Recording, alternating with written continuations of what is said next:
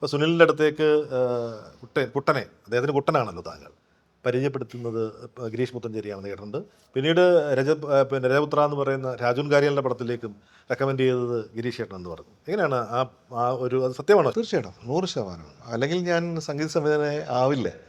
തീർച്ചയായിട്ടും. പ്രത്യേകിച്ച് മാലഞ്ചേരി തമ്പ്രാക്കൾ എന്നുള്ള സിനിമ ഉണ്ടായിരുന്നു സുനിലേട്ടൻ്റെ.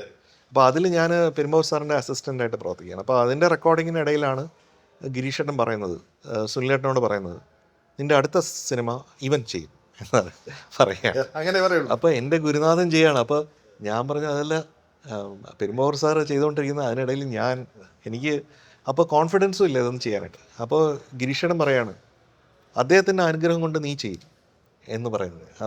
അതിപ്പോൾ എന്നെ വായടപ്പിക്കുന്ന ഒരു കാര്യമായിരുന്നു, എനിക്കൊന്നും പറയാൻ പറ്റാതെ.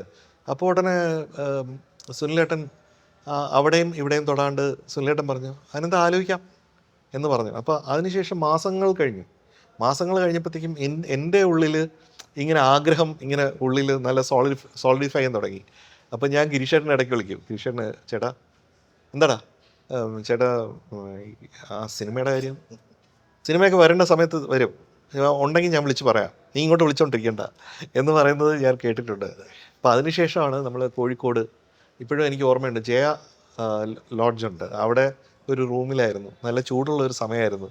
അപ്പോൾ അവിടെ ഒരു 10-12 ദിവസം അവിടെ താമസിച്ചിട്ടാണ് അതിൻ്റെ 2 പാട്ടുകൾ, എത്തീമിൻ സുൽത്താൻ വന്നേ എന്ന് പറഞ്ഞ പാട്ടൊക്കെ ചെയ്തത് ഓർമ്മയുണ്ട്.